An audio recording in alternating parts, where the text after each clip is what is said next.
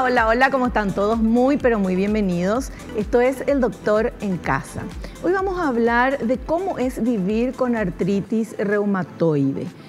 Tenemos un invitado muy especial que va a hablarnos del tema y queremos ver también, por favor, señor director, la placa que nos indica un poquito el tema que vamos a hablar hoy. Nos introduce al tema de la artritis reumatoide.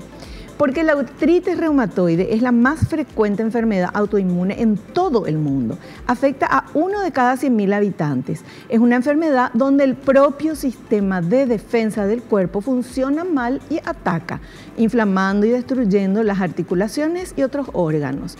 Es muy importante identificarla y acudir al médico para su rápido tratamiento. Y para hablar de este tema, nuestro invitado les voy a presentar. Él es médico cirujano por la Facultad de Ciencias Médicas de la UNA, especializado en medicina interna y reumatología por las universidades de Emory, Atlanta, Estados Unidos, expresidente de la Sociedad Paraguaya de Reumatología, jefe de servicio de reumatología del Hospital Central de IPS, fundador del programa de residencia en reumatología por la Universidad Católica en el Hospital Central del IPS, exministro de Salud Pública y Bienestar Social del Paraguay. Ya saben de quién hablo, el doctor Julio Mazzoleni. Hola, doc, ¿cómo te va? Bienvenido al programa. Muy bien, Vivi, siempre un placer estar contigo, con tus televidentes. Bueno, un gusto tenerte aquí para hablar justamente de esto, de la artritis reumatoide. Y el tema me gustó cómo lo vamos a enfocar, porque es cómo se vive con artritis reumatoide. Exactamente. Bueno, la artritis reumatoide, como decía un poquito la placa, es una de las enfermedades autoinmunes más frecuentes, ¿verdad? Mira, variando un poquitito, estamos hablando del 1% de la población y es un poquito más frecuente en mujeres.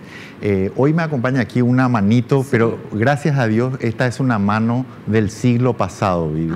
Pero nos recuerda lo agresiva que puede ser esta enfermedad y cómo hoy realmente es muy triste que podamos tener algún tipo de secuelas, porque el tratamiento con el que contamos hoy es sumamente efectivo e impide que se produzcan este tipo de complicaciones, ¿no? Cuando decís el tema de la mano, es que antes, en el siglo pasado, se podía llegar a esto.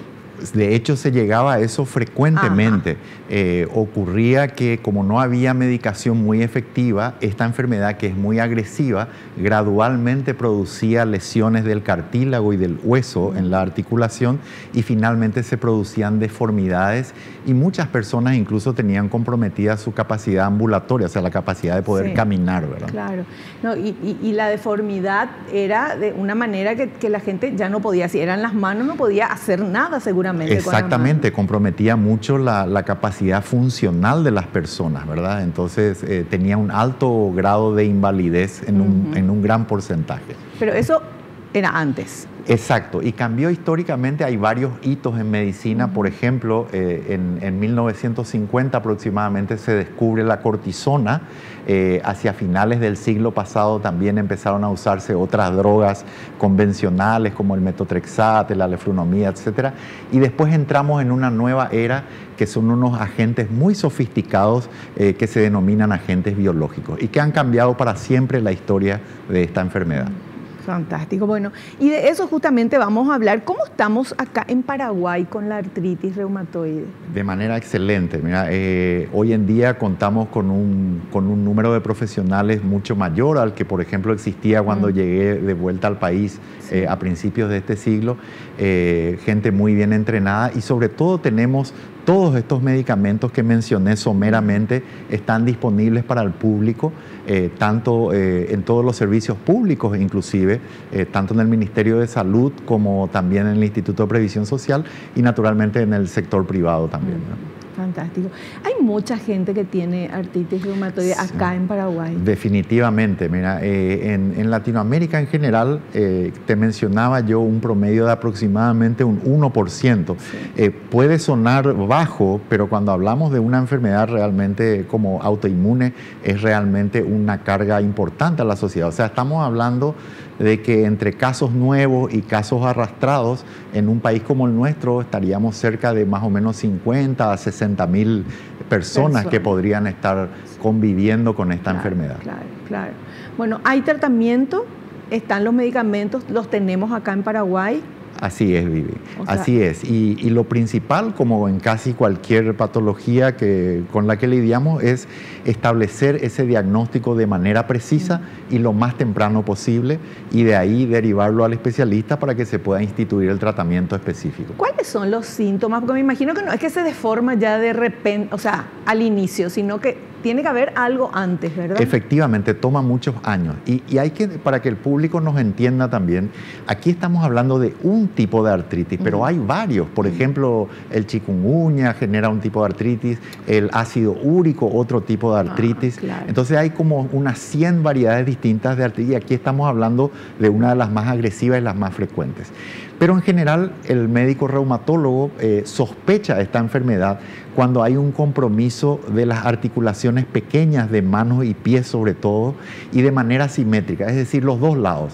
No es que generalmente ataca de entrada la mano izquierda y la derecha al mismo tiempo, o los pies.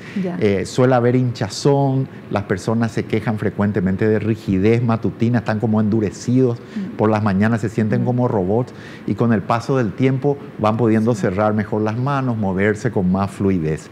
Ese tipo de introducción o de relato del paciente hace sospechar enseguida, y luego puede confirmarse con algunos análisis laboratoriales y también algunos estudios de imágenes. Perfecto. Bueno, súper clara esta primera parte. Nosotros vamos a hacer un pequeño corte. A la vuelta tenemos varios materiales y vamos a seguir charlando. Vamos a ver cómo podemos detectar lo antes posible, porque obviamente tratándose lo antes posible se mejora. Tal cual, tal cual. Y si ya estás en el camino, bueno, lo mismo, hay que ir a hacer el tratamiento. Por suerte hay medicamentos, los tenemos acá en Paraguay, y muy buenos profesionales. Hacemos un corte y volvemos ya.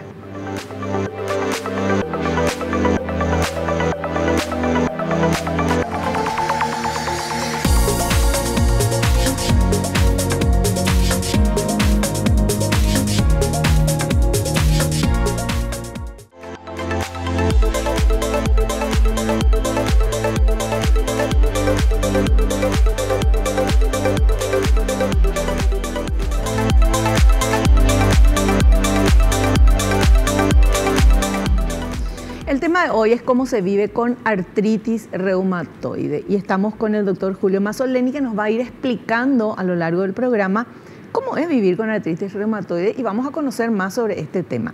Tenemos también materiales, entonces, ¿qué les parece si vemos ahora este primer material? ¿Cuál es la causa de la artritis reumatoide y quiénes pueden tenerla? No es contagiosa, tampoco hereditaria, pero sí se sabe que hay predisposición genética a desarrollarla en algunas familias. Aún se desconoce la causa inicial, pero algunos virus, factores del ambiente y el estrés la desencadenan.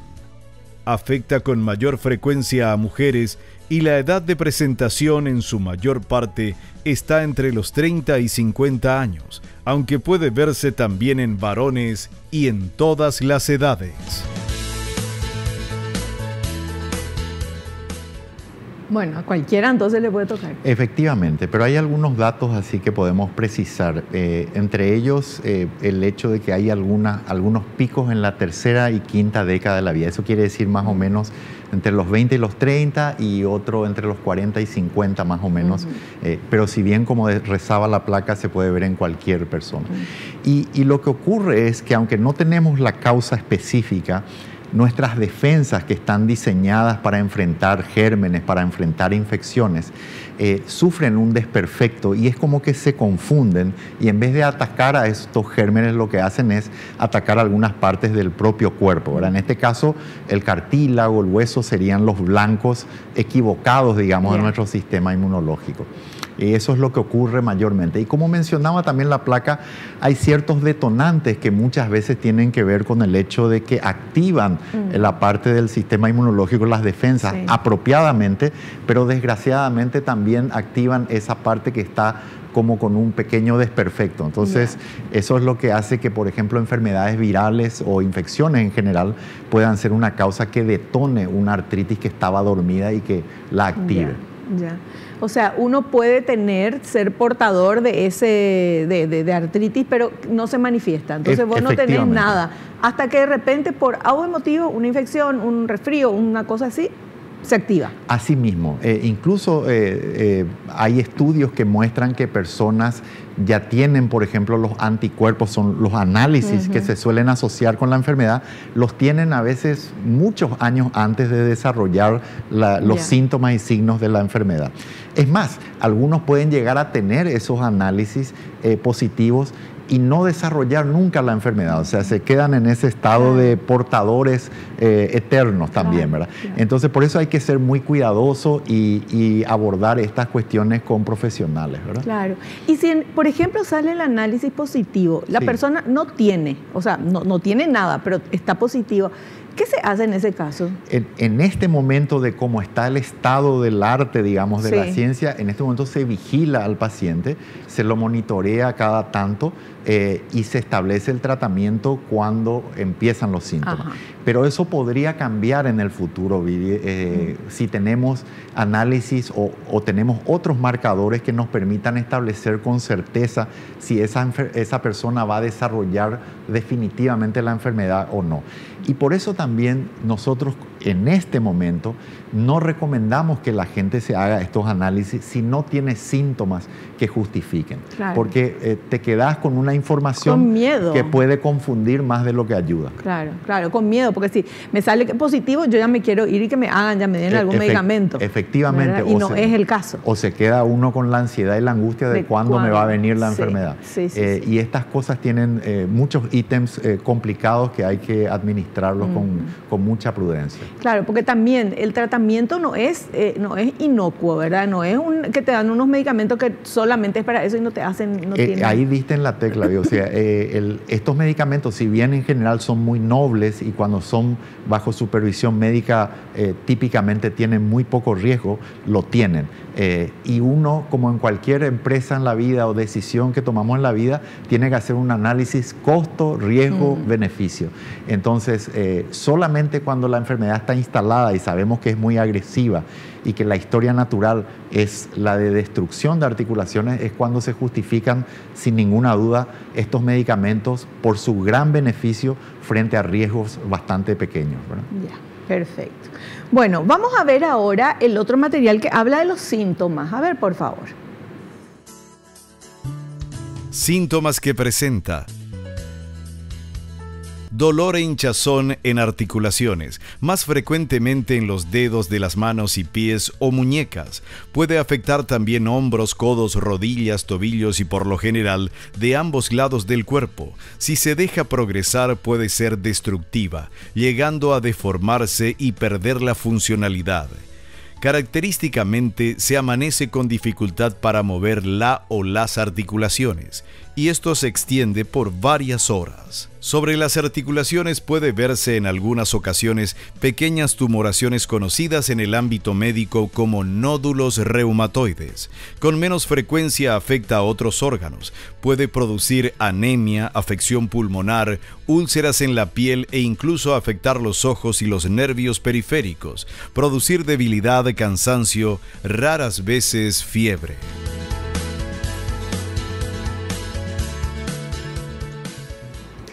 Bueno, ahí repasamos un poquitito. Entonces, lo que caracteriza a la enfermedad son preferentemente articulaciones pequeñas en forma simétrica, o sea, a ambos lados, y la rigidez, endurecimiento. Eso es lo que ocurre. Si bien hay que clarificar que puede afectar cualquier articulación, pero esa es la presentación típica, digamos, ¿verdad? Lo otro que también creo que vale la pena consignar es el hecho de que ahí mencionaron algunas afectaciones extraarticulares, o sea, por fuera de las articulaciones. Tema del ojo, pulmones, corazón.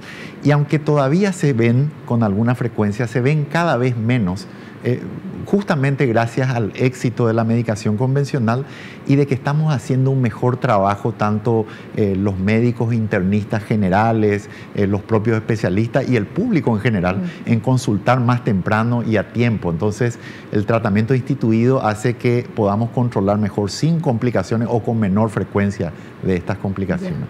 Ese endurecimiento al despertar, ¿verdad?, de las articulaciones, eso puede ser, no sé, en unas articulaciones o en todas? O sea, puede ser, no sé, en la rodilla, en el tobillo, en la cara, no sé, en el codo. Pueden ser en todas, pero frecuentemente en aquellas más afectadas por la enfermedad. Partimos de este principio. Normalmente nosotros dentro de las articulaciones tenemos algo que se llama líquido sinovial. Es como un líquido en una pequeña cantidad que sirve para lubricar el movimiento de las articulaciones.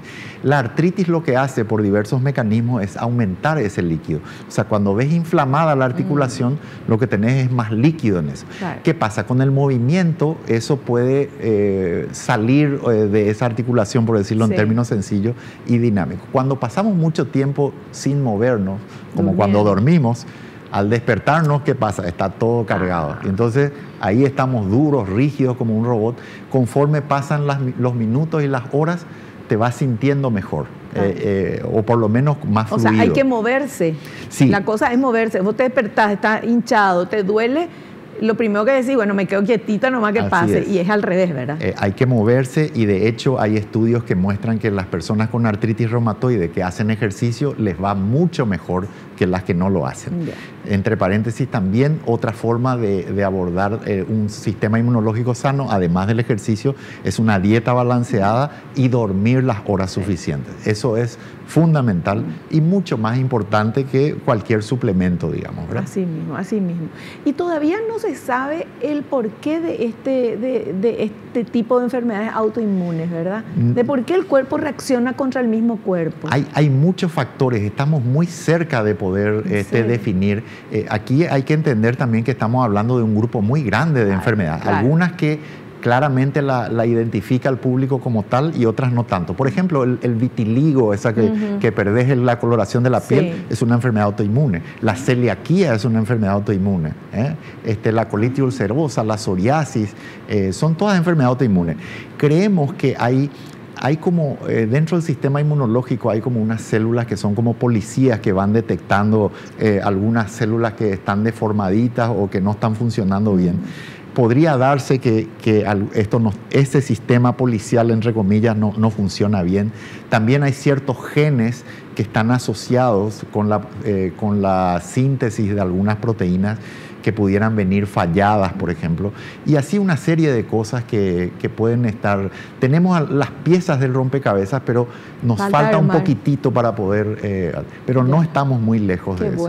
Qué bueno, porque esa sería una solución. Efectivamente, el conocimiento del sistema inmunológico es muy refinado hoy en día, y de esta enfermedad en particular también, al punto que todo ese armamentario que tenemos de drogas para usar en la artritis reumatoide ya no son al bulto como antes, sino que ahora tienen así un blanco específico, alguna célula específica, una proteína, un receptor, una sustancia dentro del sistema de la sangre inmunológico que nos permite atacar eso y solo eso para intentar bloquear los efectos de la enfermedad. Los niños pueden tener también. Esta en particular no por definición, pero los niños pueden tener artritis y de hecho tienen una artritis que se conoce como artritis juvenil idiopática, ¿verdad? Y hay varios tipos de artritis que se pueden ver en los niños. Por eso decíamos que las artritis son varias y afectan a todas las edades. Lo importante es saber reconocer, por eso hacemos el programa, ¿verdad? Para que todos nosotros sepamos y que nos alerte de repente que, no sé, que me pasa a mí o a alguien en mi familia, el tema de levantarse y que diga me duele acá, no me puedo mover o se me hincha, está inflamado.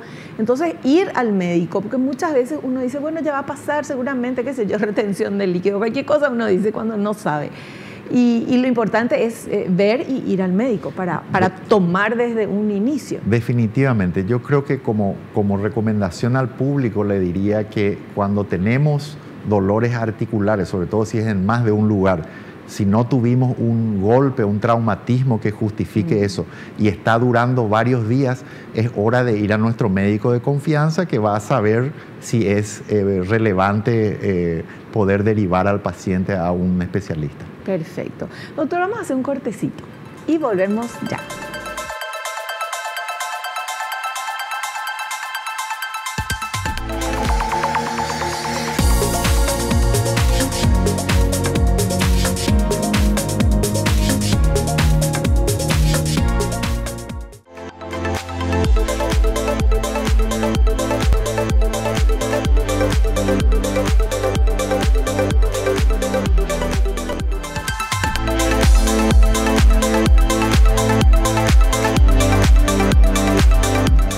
Seguimos charlando con nuestro invitado, el doctor Julio Mazzoleni. Nuestro tema de hoy, ¿cómo se vive con artritis reumatoide? Estamos también aprendiendo un poquito qué es la artritis reumatoide, a quién le puede pasar esto, cuáles son los primeros síntomas que uno tiene que tener, estar alerta para poder ir al médico.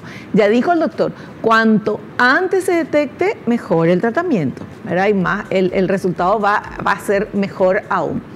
Y tenemos más materiales. Este habla del diagnóstico. Sentiste que está hinchado, te despertás así, bueno, te vas al médico. ¿Qué pasa ahí? Vamos a ver. Diagnóstico. Se puede diagnosticar con una detallada historia clínica y análisis de sangre especiales para detectar artritis, llamados factor reumatoide, y anticuerpo contra el péptido citrulinado cíclico disponibles en Paraguay. Hasta ahora no se ha descubierto la cura de la enfermedad, pero existen fármacos para su tratamiento. Utilizados en forma correcta, pueden detener el avance de la enfermedad, evitar secuelas y otras complicaciones graves. Bueno, es lo que ya nos estabas diciendo, Doc, anteriormente. Así mismo, estos análisis laboratoriales en el contexto apropiado, vale decir cuando las personas tienen eso que hablamos, dolores articulares, articulaciones pequeñas, inflamadas, que son de ambos lados, que tienen rigidez, cuando tenés todo ese escenario que apunta a la artritis reumatoide y pedís estos análisis laboratoriales que fueron mencionados, y además eso viene positivo, te certifica prácticamente el diagnóstico.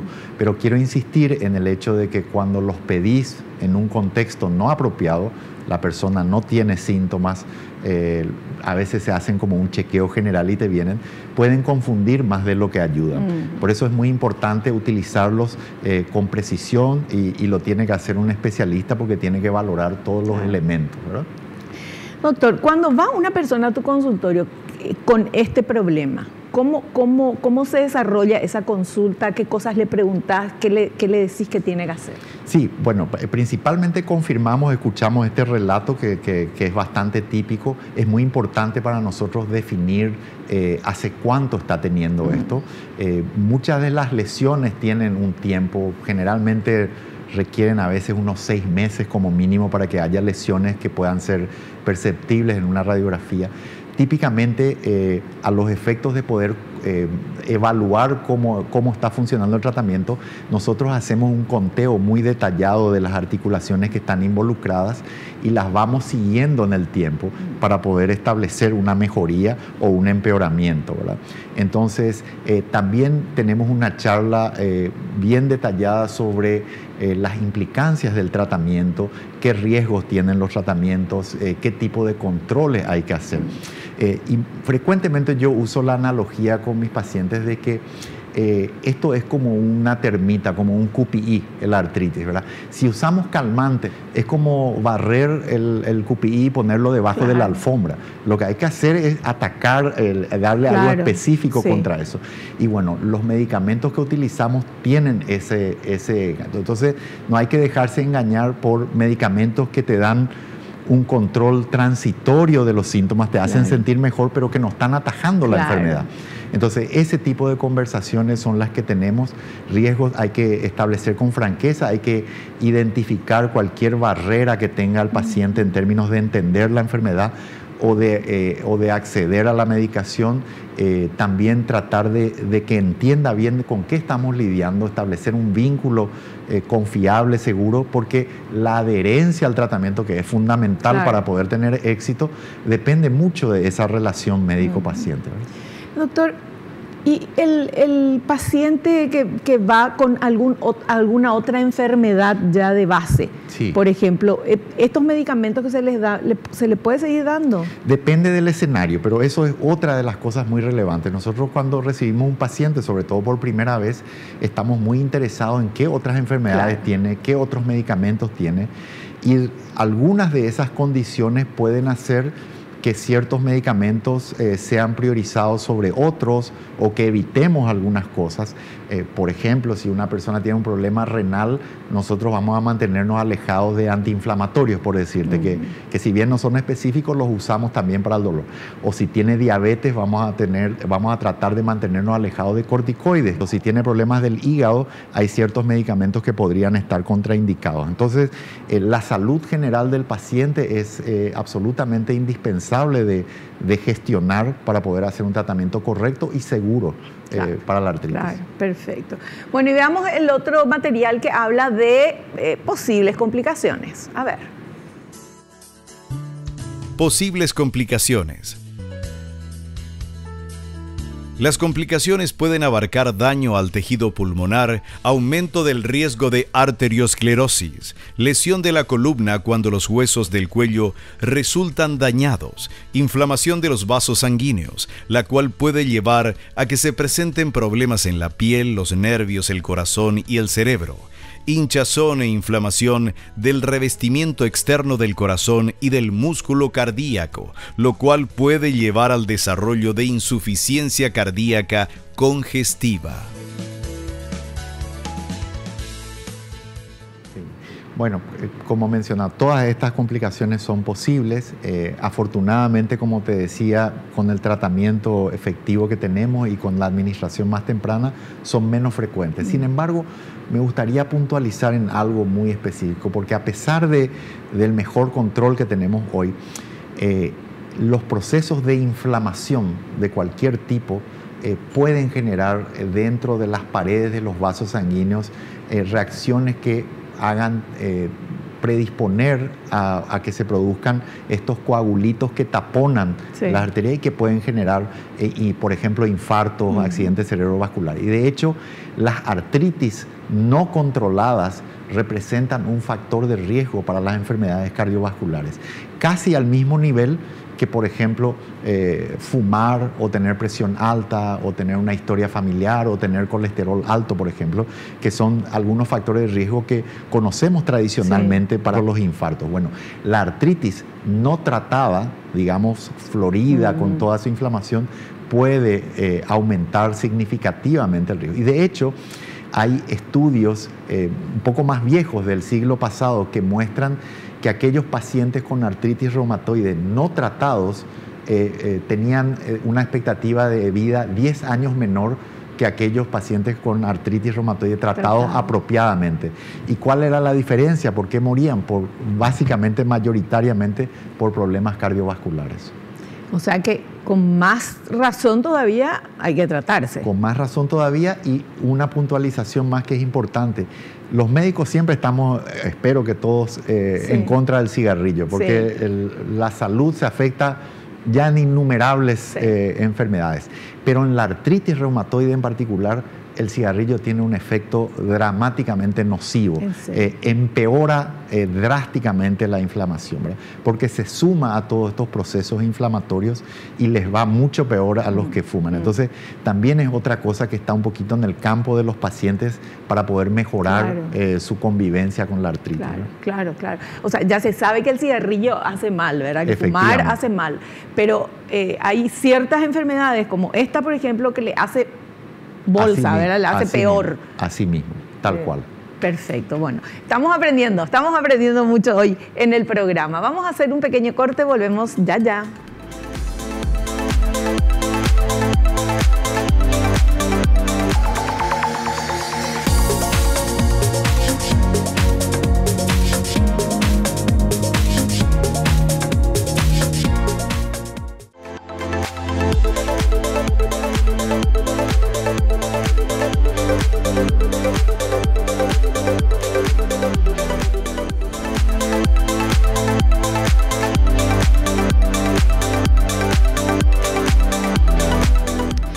Corte hablábamos con el doctor Julio Mazzoleni y yo le preguntaba, ¿verdad? Me imagino que debe tener también un impacto a nivel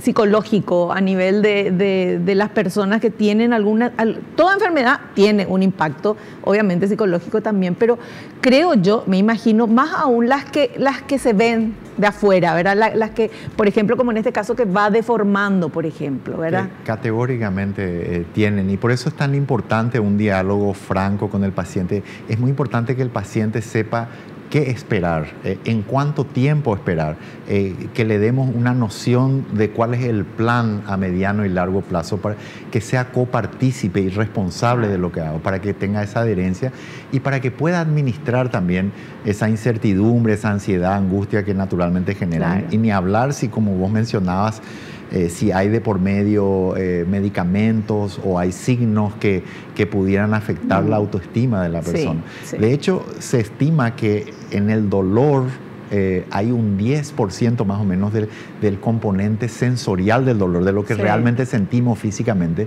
y un 90% adicional es la carga de la ansiedad, de la angustia, del dolor, del miedo.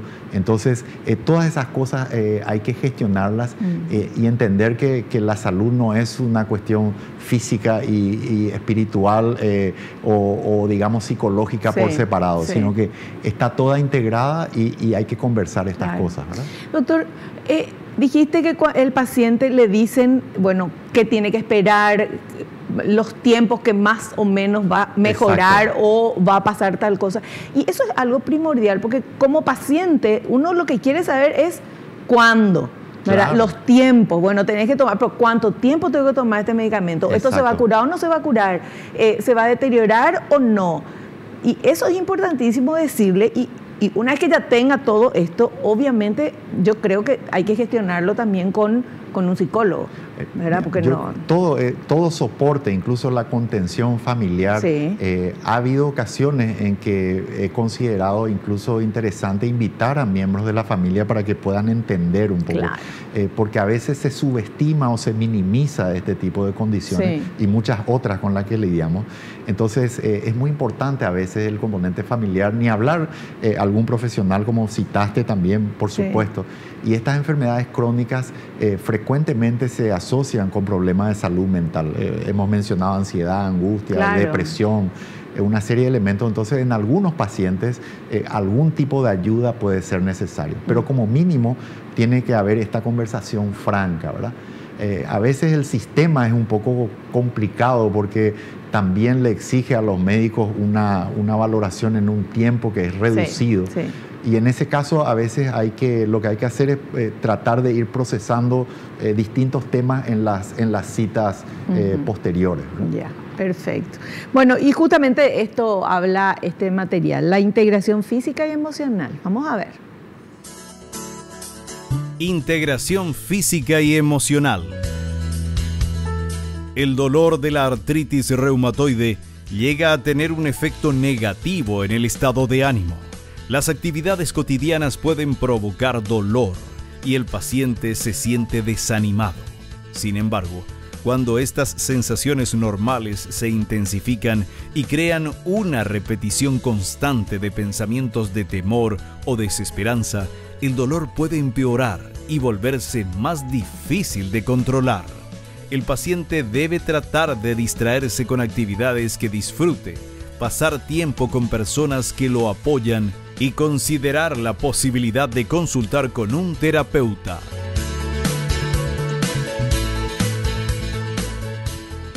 Elaborando un poquito en lo que acabamos de discutir, muchas veces es interesante poder entender, como te decía, que el dolor tiene muchos componentes, ¿verdad? Y poder administrarlo, gestionarlo, evitar las reacciones negativas. Eso se puede entrenar con ayuda de un profesional o incluso grupos de autoayuda y demás. Entonces, porque nuestra tendencia natural es a hacer lo que se conoce como catastrofización. O sea, cualquier cosa que nos ocurre inmediatamente no podemos salir del tema, o pensamos que va a ser lo peor de lo peor, o que siempre vamos a tener el peor escenario posible de lo que está descrito. Entonces, a veces se puede gestionar eso con algún profesional o con algún tipo de curso. Gente que hace meditación, que se refugia un poco en la religión, o que tiene simplemente algún amigo o alguien con quien conversarlo. Esa contención ayuda muchísimo, no solo en la artritis reumatoide, sino en cualquier otra enfermedad, sobre todo si se lidia con dolor, ¿no? Lo que dijiste de los pensamientos catastróficos, eso todos tenemos. El ser humano en general es así. Cuando de repente pasa algo, obviamente algo no lindo, entonces ahí surgen y te caen, te llueven miles de pensamientos que ya va a ser lo peor, que qué sé yo, todo catastrófico. Y se sabe que el 90% de las cosas que pensamos que puede llegar a pasar mal, no pasan, ¿verdad? Y que ya nos angustiamos y nos preocupamos y la angustia hace mal a nivel del cuerpo físico, ¿verdad? Tal cual, porque se traduce, digamos, a nivel del cuerpo en ciertas sustancias y hormonas que nos generan un estado de estrés continuo, ¿verdad? Entonces, efectivamente, y eso se puede entrenar, así como a veces surge casi como un reflejo de ese pensamiento negativo, también uno puede entrenar y empezar a entender, bueno, esta es mi reacción habitual y puedo tratar de visualizar que se trata de una emoción y que el dolor o la enfermedad no me define como persona. Claro. Por supuesto que esto hay que desarrollarlo, es más fácil decirlo que hacerlo. Pero hay que hacerlo, pero hay que tener esa actitud. No solamente en el tema de una enfermedad, doctor, en cualquier momento de la vida vienen esos pensamientos negativos y uno lo que tiene que hacer, catastróficos, ¿verdad? Uno lo que tiene que hacer, bueno, sí, no sé si va a pasar, pero si pasa esto, yo estoy preparada. Para enfrentar esto, para solucionar y ver ya cuál sería la solución, o sea, ir jugando también con la mente, con eso, para salirnos de ese lugar tan oscuro que es cuando comenzamos a pensar todo en negativo. Efectivamente, suscribo totalmente.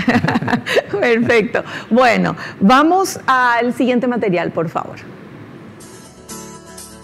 Rutinas cotidianas y recomendaciones para pacientes con artritis reumatoide.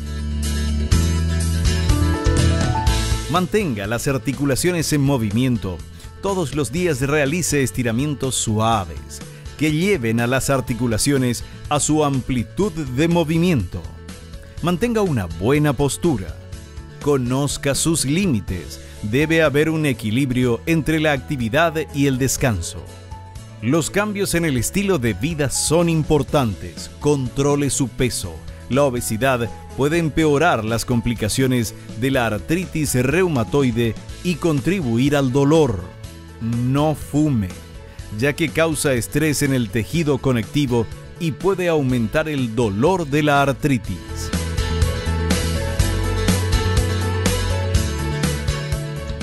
Perfecto, sí, ahí están enumeradas varias cosas. Me gustaría enfatizar el hecho también de que la aspiración del tratamiento es una vida absolutamente normal, sin ninguna limitación. O sea, nosotros aspiramos a que el paciente tenga la vida que diseñó para sí mismo, ¿verdad? Y justamente consultar lo antes posible, establecer el diagnóstico nos permite lograr eso. Entonces, por supuesto hay que condicionarlo un poco, la actividad física, por ejemplo, a cuál es su situación en términos de la enfermedad o cuál es su condicionamiento físico en ese momento, pero no hay ninguna limitación. O sea, ningún tipo de actividad física está prohibida. Hay que valorarla con el médico dependiendo de esos dos factores. ¿Cómo está la artritis? ¿En qué momento de la artritis estamos? ¿Hay ya secuelas? ¿Hubo secuelas? ¿No las hay? ¿Cómo está la persona en su sistema de salud? ¿Qué tipo de actividad física hacía antes? ¿Cuál es su peso? Pero la aspiración la resumo en que queremos una vida normal para el paciente. Perfecto. Doctor, en su experiencia con los pacientes que ya ha atendido, cuéntanos algunas historias de estos pacientes que sí se recuperaron, que sí tienen una vida, tienen una vida normal, sin decir nombres, por supuesto, pero sí, para saber. Claro, tenemos muchos pacientes, muchas veces los pacientes jóvenes son un desafío, porque naturalmente cuando uno es joven, tenés 20, 30 años de edad y te dicen, bueno, tenés que tomar un medicamento en forma regular. Por vida, ¿verdad? De por vida, es bastante complicado, sí. ¿Verdad? Algunos de estos medicamentos, por ejemplo, no están recomendados para el embarazo, entonces a veces hay que interrumpirlos, prepararlos, entonces nos genera mucha satisfacción que podemos ir acomodando eso y que las personas se pueden realizar en tanto plenamente. Pueden tener bebés, profesionalmente, sí. Todo. Yo tengo pacientes que he visto desde muy jóvenes y hoy vienen hijas o hijos por otras razones. Sí. Gente a las que le cuesta creer, no solamente a mí, sino con todos los colegas que tenemos pacientes que dicen tengo artritis reumatoide y la gente no le cree porque, pero ¿y dónde están las deformidades? ¿Dónde están? Y hace 20 años tengo artritis reumatoide y no hay nada, ¿verdad? Y también lamentablemente tenemos historias de gente que temporalmente ha dejado la medicación o ha tenido crisis y bueno, después vuelven, algunas tienen algunas secuelas, a veces hacemos control del daño para que no progrese, pero en líneas generales yo creo que una conversación franca siempre paga en el largo plazo para ambos.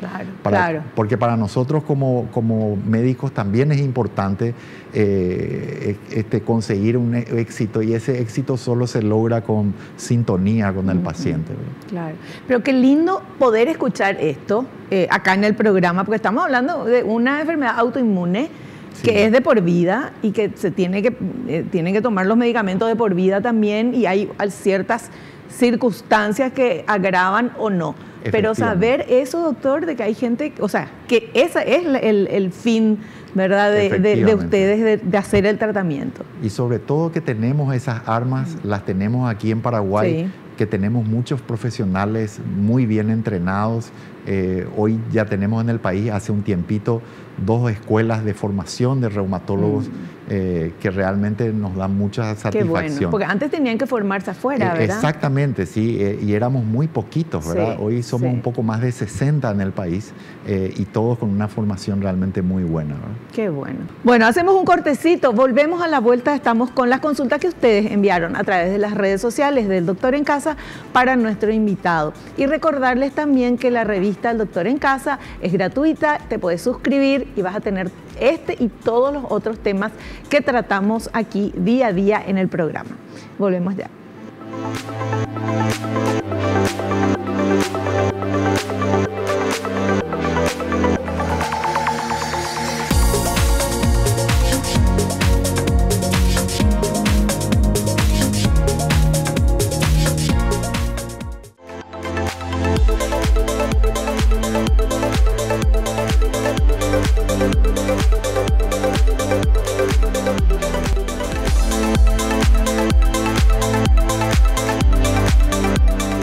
Bueno, estamos en la parte final del programa, tenemos preguntitas que ustedes enviaron para nuestro invitado, el doctor Julio Mazzoleni. Entonces, por favor, vamos con esa primera pregunta. ¿El clima puede influir en los síntomas de la artritis reumatoide? Sí, definitivamente, Vivi. Lo que no estamos muy de acuerdo todos los médicos es cuál es el mecanismo, pero por ejemplo, hace frío, hay humedad y me duele esto u otro. Definitivamente sí. Algunos teorizan que las articulaciones cuando están sanas tienen una presión negativa. Eso quiere decir que si le pinchás va a chupar aire. Ajá. Cuando ya están dañadas ya no es así y aparentemente la presión atmosférica podría jugar un rol en que te duelan esas articulaciones lesionadas en el caso de la artritis. Pero es una especulación educada. Así que no Pero sabemos. Eso que dicen, ay, me duele la rodilla, seguro que va a llover, ¿eso es cierto? Eso es seguro. ¿Eso es seguro? O sea, no digo si es, no sé si es infalible, claro, pero sí es cierto que ocurre, que las personas sienten sensaciones distintas o dolores. Cuando va a cambiar el tiempo. Efectivamente. Pero mira vos, meteorólogos ya de paso. Bueno, vamos con esta otra consulta. ¿Tener artritis reumatoide incrementa el riesgo de padecer otras enfermedades? Sí, categóricamente. O sea, sobre todo cuando estamos hablando de una artritis reumatoide no controlada. Vuelvo a mencionar la parte cardiovascular que discutimos un poquito en detalle antes. Es claramente más frecuente en personas que no tienen su artritis y por ende su inflamación controlada. También las infecciones son más frecuentes, ¿verdad? Porque tenés un sistema inmunológico que está actuando desordenadamente, ineficientemente y encima contra el propio cuerpo. Y al atacar esto puede hacerte predisponer a infecciones severas, ¿verdad? Entonces, y ya se mencionaron en la placa, por ejemplo, problemas pulmonares, oculares, entre otras cosas que pueden afectar, y de piel, por ejemplo, que pueden afectarse. Perfecto. Siguiente consulta. ¿Cómo se recomienda realizar actividad física al paciente con artritis reumatoide? Tiene que estar individualizado, o sea, depende un poco de qué tipo, qué nivel de artritis está teniendo, si está bien controlada, no está controlada, tiene secuelas, no tiene secuelas, tiene daño en este momento. Por ejemplo, si el tobillo está hinchado, no es momento de correr, por ejemplo. Claro. Pero eso no quiere decir que no pueda correr. Tiene que ser individualizado y después es lo que hablamos del condicionamiento físico de la persona, como cualquier otra, ¿verdad? Cuando vas a empezar una actividad física, entonces es importante establecer de dónde partimos. Hay gente que ya hizo ejercicio antes, que venía haciendo ejercicio moderado. Hay gente que nunca hizo ejercicio, también tenemos eso. Entonces hay que comenzar a hacer. Hay que individualizar y hacerlo gradualmente, ¿verdad? Ya, genial. Y la última pregunta, a ver, ¿qué diferencia hay entre la artritis y la artrosis? Bueno, esta es muy importante. Mira, la artrosis, para ponerlo en términos sencillos, es como el desgaste natural que se produce con el paso del tiempo. O sea, lo que vamos a tener nosotros de mayores, la rodilla que me duele, la cadera que me duele, esa es la artrosis. Es un desgaste y es un proceso muy gradual, muy lento y que además tiene periodos donde se estaciona, donde parece como que se fue. Ese es un problema. No tiene o por lo menos no tiene un componente primordial autoinmune como en esta artritis que estamos. Es más como de desgaste. O sea, artrosis vamos a tener todo en algún momento de nuestra tener vida. Y tiene varios factores. Exactamente. La edad es uno de los principales factores, pero también, por ejemplo, lesiones previas. Supón, Vivi, que vos tenés una cirugía de meniscos o de ligamentos de la rodilla. Es muy probable que esa rodilla afectada se gaste más rápido. Claro. También genética. Hay familias donde todos tienen problemas de rodilla, todos tienen problemas de cadera o lumbar, por ejemplo, ¿verdad? Ese tipo de cosas puede hacer. Y los hábitos de la persona que hizo ejercicio, que no hizo, que tuvo que lidiar con sobrepeso toda su vida. Todos estos factores determinan qué tan temprano o qué tan tarde y qué tan severo o qué tan leve, pero eventualmente la artrosis es universal. Hoy hay información más sofisticada sobre eso. En cuanto a la artritis, estuvimos hablando ya, el mecanismo es otro, hay un defecto en el sistema inmunológico que se confunde y ataca nuestro propio cuerpo. Y además es potencialmente dañino en mucho menor tiempo y con mucho mayor severidad, ¿no? Y para lo que aprendí también el doctor en casa en estos años, cuando termina en itis es inflamación. Correcto, correcto. Es tal cual, es tal cual. Muy bien. Bueno, como decía, esta mano tiene algunas características de deformidades específicas, ¿verdad? En la artritis hay una predilección por estas articulaciones acá, estos nudillos y estos de aquí, pero tiende a respetar los nudillos de la mano que están más cerca de las uñas. Y cuando hay mucho daño e inflamación, entonces anteriormente se producían estas deformidades de las manos, que son parecidas a esta, ¿verdad? Pero que gracias a Dios hoy pueden ser cosas del pasado, siempre y cuando se instituya el tratamiento apropiado. O sea, si no se trata y no se va al médico y no toma los medicamentos y todo eso, va a terminar así. Hay un riesgo de que esto pase, efectivamente. Pero la buena noticia es que hay medicamentos, está el tratamiento, hay médicos que atienden, los reumatólogos, cada vez más, gracias a Dios. Así es. Y la cuestión es ir a atenderse y hacer el tratamiento. Y en todos los sistemas, en todos los subsistemas de salud del país, ¿verdad? En el sector público, en IPS, en el sector privado, también en el ámbito de los hospitales militares, los hospitales universitarios. Así que es posible tener acceso a este cuidado específico. Perfecto. Bueno, perfecto, doctor. Te queremos agradecer tu presencia acá, todo lo que nos estuviste comentando. Un gusto tenerte de vuelta y te esperamos en un próximo programa. El agradecido soy yo, Vivi. Para nosotros es siempre un placer poder hablar de esto con el público y de alguna manera contribuir al conocimiento general también. Así que muchas gracias. Gracias, Doc. Nosotros nos despedimos hasta el próximo programa, si Dios así lo permite. Y no te olvides lo que te digo siempre, porque es cierto. Naciste para ser feliz, no te conformes con menos. Chao, chao.